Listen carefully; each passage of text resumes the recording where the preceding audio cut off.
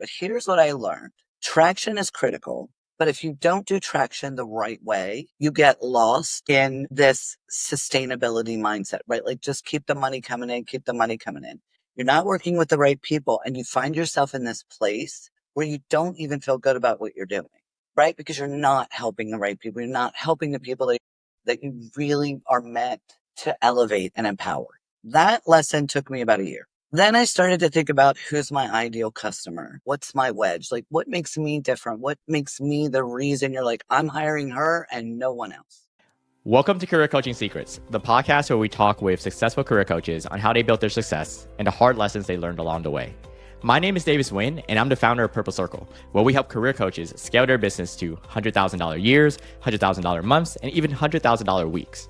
Before Purple Circle, I've grown several 7- and 8-figure career coaching businesses myself, and have been a consultant at 2 career coaching businesses that are doing over $100 million each. Whether you're an established coach or building your practice for the first time, you'll discover the secrets to elevating your coaching business.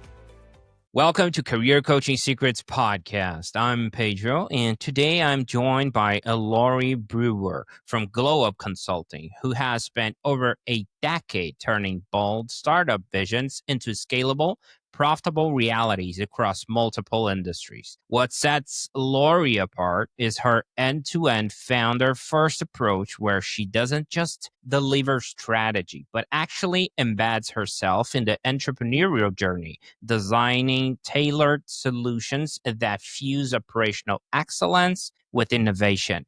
Laurie specializes in startup strategy, culture, architecture, and comprehensive digital marketing, from SEO and SEM to high-impact social media campaigns that drive measurable growth. Whether you're launching, pivoting, or scaling, her work provides founders with the clarity, tools, and confidence needed to lead their businesses forward with both strategic vision and tactical execution. Welcome to the show, Laurie. Welcome. Thank you for having me. I'm really excited. Yeah, it's great to have you, and I love to always rewind a bit back to the origin story, right? Because every coach has that moment when they look at their life and say, yeah, I guess this is what I'm doing now, right? So when was that for you, Laurie? Well, that's daily, but it started for me. I definitely think I spent many years in corporate in various leadership roles. And while there were times when I really loved it and I had fantastic teams, I just didn't love the barriers of corporate. And sometimes the politics of corporate were really challenging. Almost, I don't know that it was always about the people. So when you're in coaching, and you start to think about what do I really want to do for the rest of my career. So I was kind of halfway through, I thought at that point. It quickly became obvious to me that I wanted to be in a place where I could actually affect change for people at a different level versus forced ranking and forced performance reviews. And I really wanted to be in a place where I could help people overcome the beliefs, the barriers, the blockers that were just kind of pulling them backwards. And that's when I started to think, and that was probably around 2018, that I started to think about how do I get out of corporate and how do I do something more meaningful with my career. Okay. Politics and corporate. I can resonate with that. I worked in corporate also, and especially in the city hall. So, oh my God, don't get me started right there. Okay. Well, that's a lot of red tape. Yeah, oh my God. Oh my God. It's like we're trying to do something right, and there's red tape and politics in the way. And you're like, it frustrates everyone that's actually serious about this stuff. But yeah, okay. I'm not going to spin my wheels here. I'm going to hold myself back because I want to talk about you. Okay, Laurie, and your business. So Glow Up, right? Consulting. And you're mentioning to me that you want to do something more meaningful. What's about the name, right? Get glow, it's not grow. There's something there. I just want to understand what's happening there. That was a tough one for me. So that was at a time in my life where I was really making a lot of changes, both personally, professionally. And one of my friends said to me, they're like, you're kind of going through a glow up. And I'm like, oh, wait a minute. I like that. I didn't think about that, but that's really where the name Glow Up Consulting came from, right? Because when you think about a glow up, it's just not a linear thing that occurs. And startups are not linear, certainly. People, not linear. So it just made a lot more sense to me. And so when I started the company, I had a couple of different names, but that one really just stuck out to me because it is so evolutionary for a person and for companies, especially startup companies or solopreneurs, whatever place you're in your journey. It's evolutionary. It is literally taking a part of your life, setting it aside, and bringing something completely new in. And betting on yourself. Mm.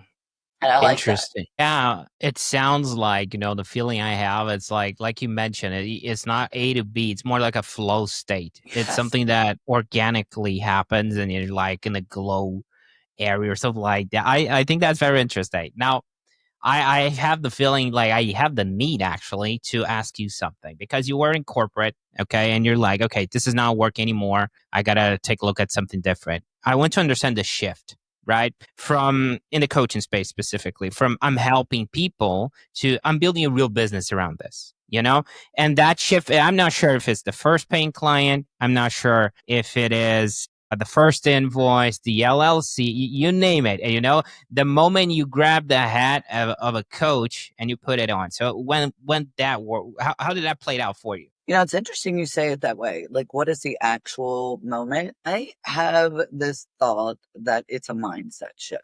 So it isn't about filing the papers. It isn't about opening the first bank account or invoicing. It is about that transition from stability of corporate where you get a paycheck, which by the way, I don't even think corporate's stable, but that's a whole other topic later date.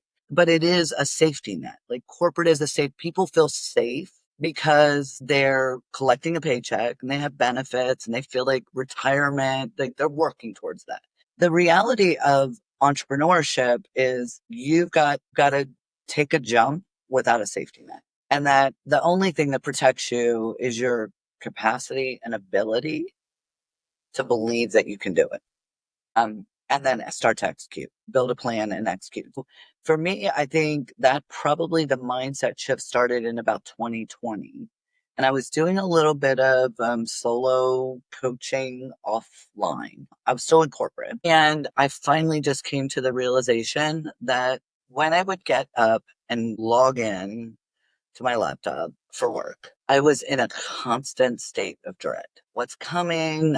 What are these 100 emails? What's going to be thrown at me? Right? I felt like I had no control over my career, right? It was being controlled by someone else. And I honestly can tell you it was in January. I remember it was freezing cold and it was actually icing. Like we were having an ice storm and my electricity went out and I was like, oh, I can't work. And then my brain was like, how do I get on my phone? How do I get work done? Right? Like all these things. And I realized at that very moment, I never wanted to do it. I didn't want to do it anymore. It was not what I wanted out of my life. And that's the day that once my power came back on and that's when I started kind of shifting my mindset. And by August of that year, I was completely out of corporate and had my first couple of clients. And I'm like, here we go. Let's do this. That's how it happened for me. That was kind of the, so when we say it's evolutionary, it isn't an A to Z. It's like this series of things that happen like externally and internally that eventually just kind of come together and force Like a the decision. Like the glow. Okay, got it. Yeah. And two things. First of all, the leap of faith, right? That's a very important moment in every coach's, I think, experience in life. And I think and the way you framed it as a mindset, it's not that simple. Well, like you explained, your name, the business name is not that simple. So I think that's a line. And also, FYI, this is a safe space to talk to trash talk corporate. Okay, you can do it whatever you feel like it. Not a problem. Okay, but moving forward, one thing I love to understand from coaches is because in the early days, there's a lot of testing, trial and error, where we see a lot of coaches trying to help everyone. Sometimes that works, sometimes it doesn't. So after you got rolling, right, who are the people that kept showing up?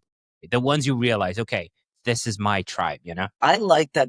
That's a great question. So I spent the first year, like you said, everybody just come on in.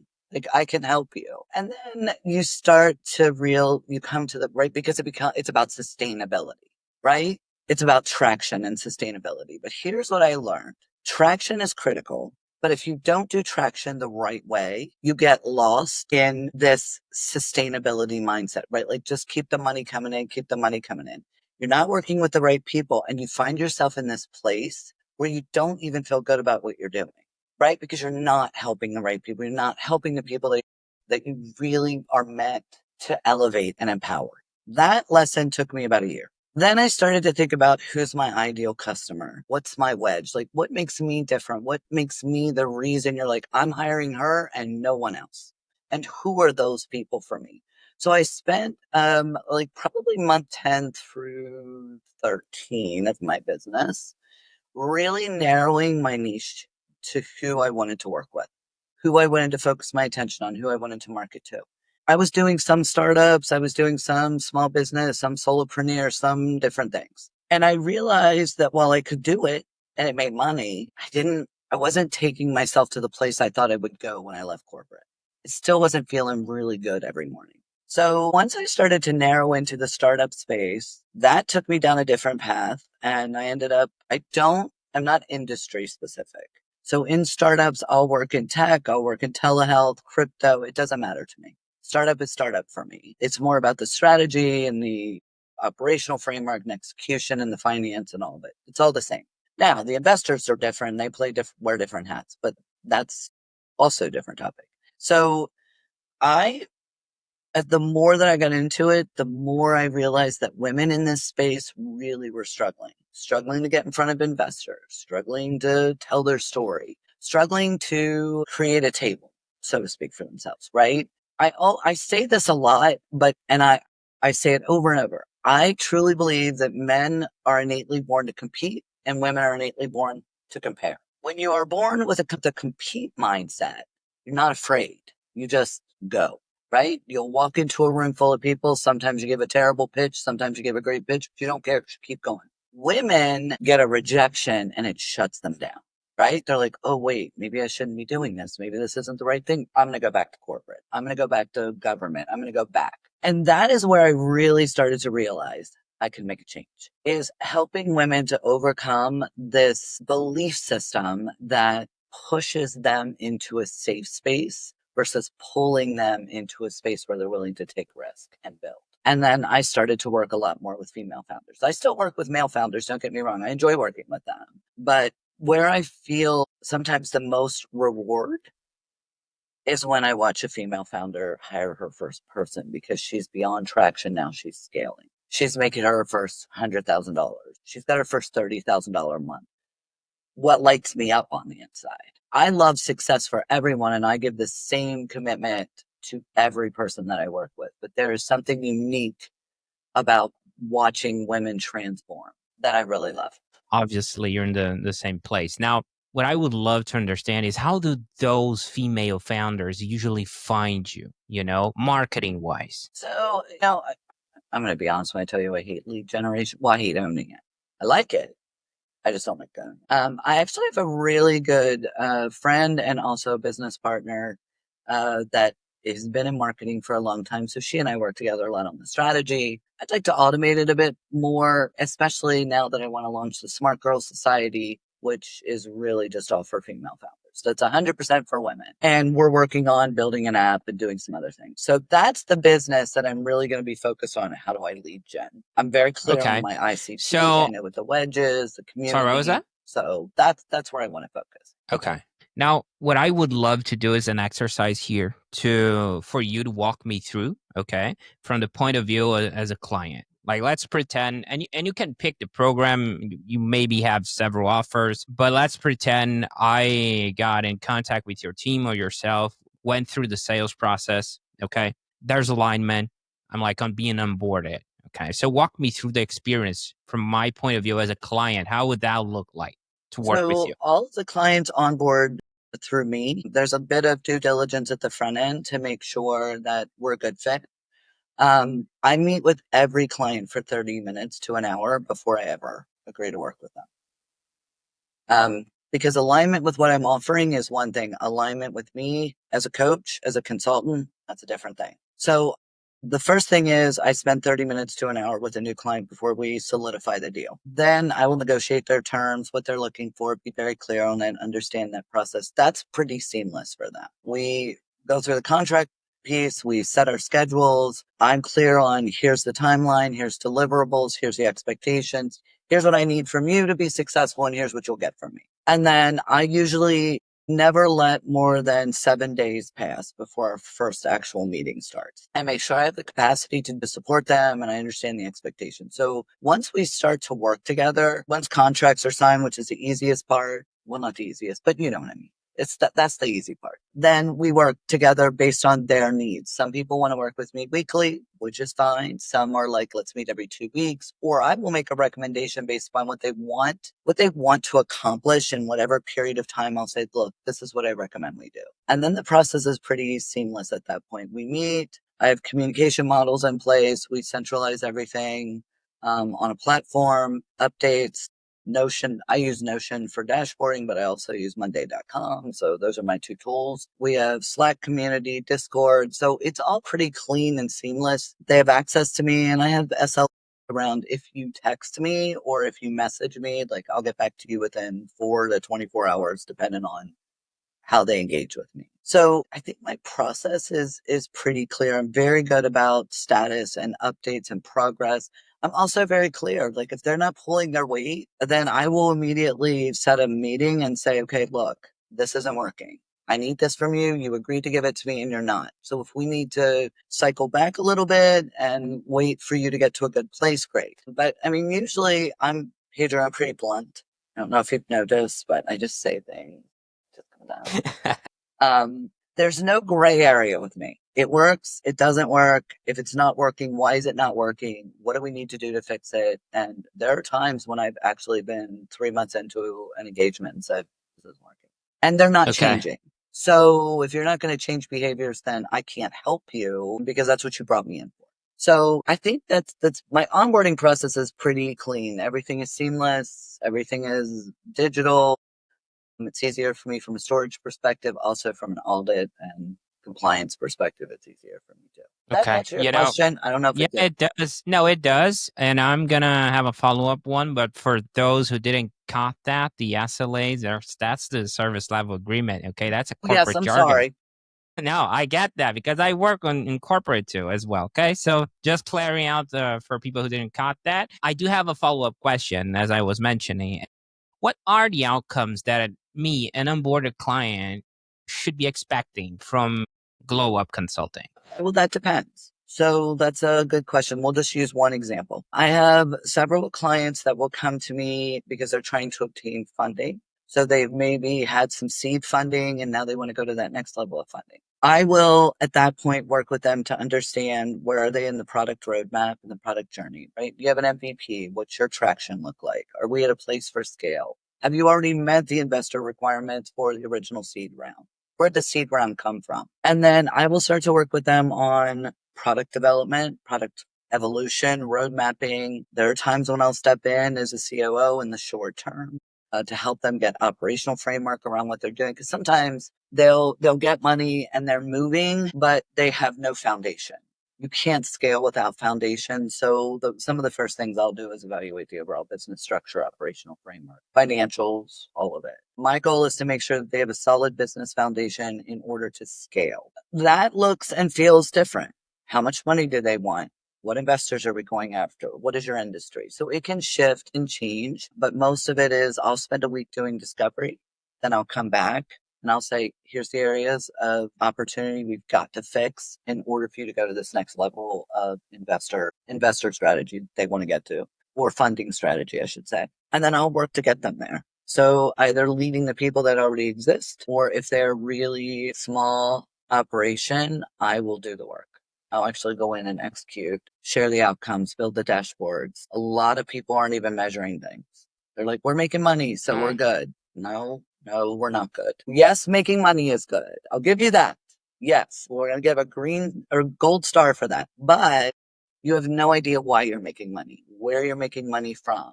How is it coming in? How are you managing it? What does it look like in the back end? The infrastructure is a challenge. So a lot of times it varies, which is one of the reasons why I like what I do. because I never am doing the same thing. You, Pedro, you were in corporate, you were kind of in that world. You know what it's like? Like, it's always the same thing, right? Might get a new Mm-hmm. product, maybe a new client, maybe a new team member. But in startup, my friends were laughing at me the other day because I was on the phone. I had a client call me at dinner and I picked up the phone and I'm talking to them and then I shift like right away into this person actually is a crypto mining company. I hang that call up and 10 minutes later, another client called me who I knew needed to talk to me and I've been waiting on. That was a completely different client, agricultural tech. And they're like, your brain just shifted from like 25 different topics in like 30 minutes. And I'm like, yeah, but that's what I love about what I do is I can be talking to you about an AI product and then 20 minutes later I'm talking about how do we create sustainability in agriculture, leveraging technology to innovate an industry that's drastically under innovated. So I think that's why, even though I know I'm very clear on the types of clients I want to work with, I don't narrow my scope so much that I'm only in one industry because then I'm going to end up in the same place I was, which is bored. So, okay, got it. Needs to have a challenge, seems like it. And Laurie, your work seems pretty hands-on. We're talking about almost to like a custom experience, right? That you just described to me. So how do you think about capacity? So you don't stretch yourself too thin, you know? Boy, people ask me that one a lot. I do have other consultants that will pick up some of the work. There are certain clients that I've worked with for an extended period of time and or have referred someone to me. If it comes in through the referral pipeline or it is a recurring customer, they always get to work with me no matter what. I'm always honest with them about what my current capacity is and what I can commit to them. And if that's not a good fit at the time, I will let them know when I have some capacity availability that's going to broaden a bit and we can re-engage. So there are some instances where I started an engagement with someone and I'm like, look, I can give you 3 hours of my time a week for the next 2 months. And then after that, I have some other contracts ending and I can kind of expand our relationship. So I do manage my capacity. More so, I have my virtual assistant that manages my capacity. So I know I just have a snapshot of it and can look at it. But if it is a referral or a repeat customer, they always work with me because when people refer me because of our relationship and our engagement, they're doing so because of me. And so my preference is they always work with me. Now I'll ask them if they're willing to work with someone on my team. If I don't have capacity, if that's an alternative, sorry. But usually they'll say, no, I'd prefer to just ramp up with you. And so I will Mm. manage to that capacity. And I actually really Okay. like what I do, so it makes it a little easier. Yeah, that makes sense. I asked this because there are a lot of coaches out there wearing all the hats, right? And sometimes they're advocating against burnout and they're burning out themselves. So been there, done that. Okay. So here's what I I can get say that. about that. Because we do burn out. The first year, remember if I told you the first year I was like all over the place, pulling in clients that didn't make sense, but it was sustainable. That is when I think that's when we burn ourselves out, right? We're not clear Mhm. on who we should be working with, how we should be working. We're also overcommitting ourselves to think I do not overcommit. Like I know I will work on 60 hours a week. That's my max capacity. And that's not my preference. My goal is always 45 to 50. I know what my max capacity is. I also have like boundaries, set boundaries. So it's one thing for a client because I have a lot of West Coast clients. So when they call me at 7 p.m. at night, right, it's still their work day. But after like, that's my cutoff, like 7:30 p.m. Eastern time, 6 a.m. Eastern time. Like, please do not contact me. Set boundaries. Know that you're working with the right people. If your experience with a client does not feel rewarding, you're not working with the right people. And that Okay. is how I think you control your burnout. Find the things that light you up, find the clients that light you up, and effectively say, this is my max capacity every single week. And don't push yourself to stay sustainable. It's not worth it. Thank you for that. That resonates a lot with me. Now, I'm curious about where you're taking all this, right? Talking about future now, looking ahead, where do you see the business going? Are you thinking about scaling, hiring? Is there a next step you're excited about? And I know you kind of browsed through it already, right? You mentioned the Smart Growth Society, so that's something I'm curious about too. Okay. I wrote a book a couple of years ago, Smart Girls Say the F Word, which F word is funding for the record. I mean, I don't care what F word you say, but that's what it means in the book. That book allowed me to really kind of research, understand, and communicate with a lot of women. And what I started to see was this consistent communications of challenges. And it was the same, repeated over and over. And I didn't have time at that point because I was still really focused on glow up. I still focused on that, but it occurred to me that there's got to be a better way for women and there's got to be a safer place. So one of the things I have no tolerance for is when women are not cheering each other on. I don't care if we're competing for the same clients. I don't care what we are doing in this world. The last thing that women need are other women that are not supporting, cheering, or empowering them. That's our job. Like we got to bring each other up. And I started to see this environment where other women weren't necessarily connecting in a way that allowed them to do that. So I sat down with my friend Tesh, who I mentioned, who's a marketing person, and she'll quote my book to me all the time, which is really annoying. So if she watches this, I want her to know it's more. But I said I need to create a community and a place and a coaching program that is just specific to women, but also a place where women are cheering each other on, where they can reach out, ask each other for solutions, talk about their problems, feel like it's a safe place, and not feel like if they communicate that they're challenging or if that they're struggling, that they're alone. And I think a lot of women do that. We internalize because we're afraid to say, hey, help me with this problem because we see it as weakness.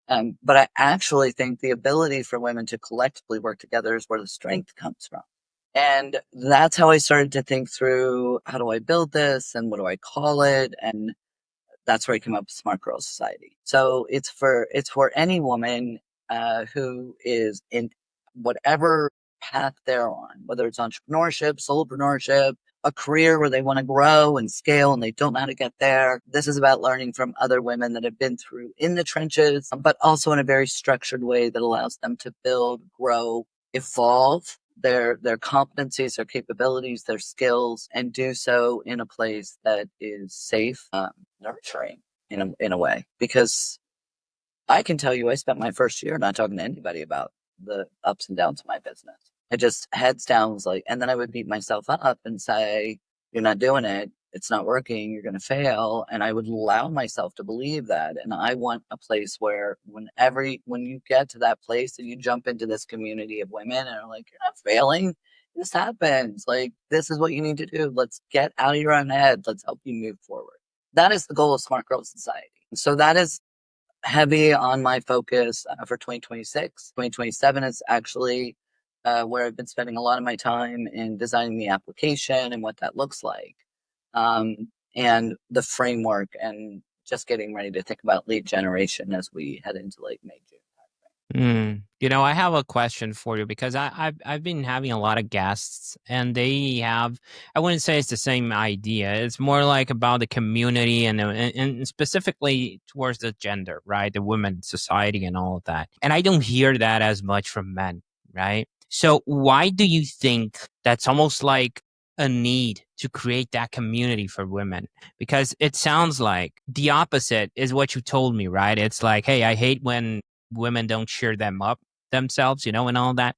So why do you think there's a need to create that safe space between women when guys, like, personally, I know they're out there, they have the communities and all that, but it sounds like it's more natural, at least in my point of view. I may be wrong. I'm just curious about your point of view about this. So I'm going to go back to what I said earlier, which is men are inherently just designed and built to compete, and women compare. Men have golf, they have baseball, they have after sport. Like that's their community, that's their people, and they hype each other up, and everybody's great, high fives, and it's all fantastic. The world is great for them.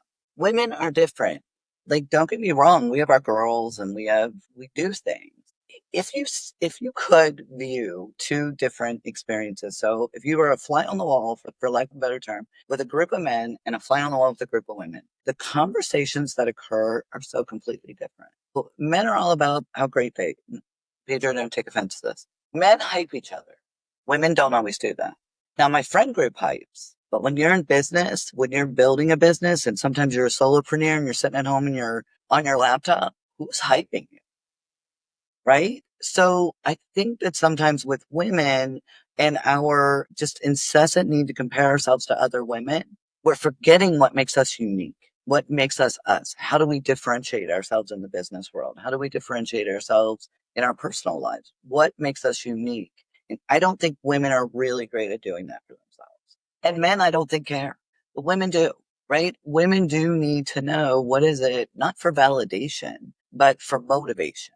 Like, I want to keep going. I'm stuck. I'm not going to go to a man and ask his advice. Well, I mean, I have a coach that's a man, but that's different. But I'm going to look to other women who have been in my same exact shoes. And I think that's why the need for this type of community exists. And it's not just about the community element of it. I think that enhances it. Realistically, it's about dealing with the challenges that only affect women and don't affect men. Not all coaching is the same. It's with clients, everybody needs different things. Women have somewhat consistent yet very unique needs. We all have very similar limiting beliefs that hold us back. And I think helping women overcome that starts with a community of people that are elevating them and empowering them.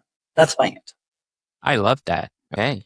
Appreciate that point of view. And if someone listening, Laurie, wants to connect with you or follow your work, where can people find you and connect with you? You can find me on LinkedIn. I'm always on LinkedIn. If you message me, I will definitely get back to you. And for the record, when you message me on LinkedIn, it is me you speak to, not somebody from my company. I respond. That's important to me because I like to make a connection with people. You can also find me through glowupconsult.com. And there's a contact form on there that will go to someone else on my team, but they'll forward that to me at the appropriate time. So those are the two best ways to reach out to me. And you can find Glow Up Consulting almost on every social media platform. So I'm easy to find. Okay. There were a few things you shared today that I feel the need to highlight. I would say, when we were talking about your origin story and what motivated you to leave corporate, you told me you were looking for something more meaningful. And I feel like that's a very important reminder to get back into the true intentions, right? Because when we're talking about coaching, sometimes we have to peel off the onion from the coachees, but also we're in the same journey, right? And despite the fact that you were looking for something more meaningful, you also dreaded the corporate experience, right? So a win-win situation. It sounds like you had to move to another point in your life, and consulting/coaching became just that with a Glow Up Consulting, right? Also would love to highlight when we were talking about the tribe and how open you are about the lesson you went through, right? To help the people you were really meant to help, because that aligned everything, and the burnout and all that became like past because you're not struggling with working with the people that you feel like you had a need to. I also, when we were talking about the business, right, the structure, how you create a solid business foundation in order to scale, I think that sometimes is backwards for most business owners, right? Yes. They're like, oh, I'm going to grow. And then they resent their own business because they're like working 70 hours plus. They're like, nobody loves the business as I do. I have to do everything. There's perfectionism. There's a lot of projecting. And actually, at the end of the day, is like having a good structure, right? And I love the fact that you create that foundation first. Now, this is my long-winded way of saying, Laurie, that I appreciate what you do, and I appreciate you being here and sharing so openly today, okay? It was great having you on. It was really great to be here. Thank you so much. That's it for this episode of Career Coaching Secrets. If you enjoyed this conversation, you can subscribe on YouTube, Spotify, Apple Podcasts, or wherever you're listening to this episode to catch future episodes. This podcast was brought to you by Purple Circle, where we help career coaches scale their business to $100,000 years, $100,000 months, or even $100,000 weeks, all without burning out and making sure that you're making the impact and having the life that you want. To learn more about our community and how we can help you, visit joinpurplecircle.com.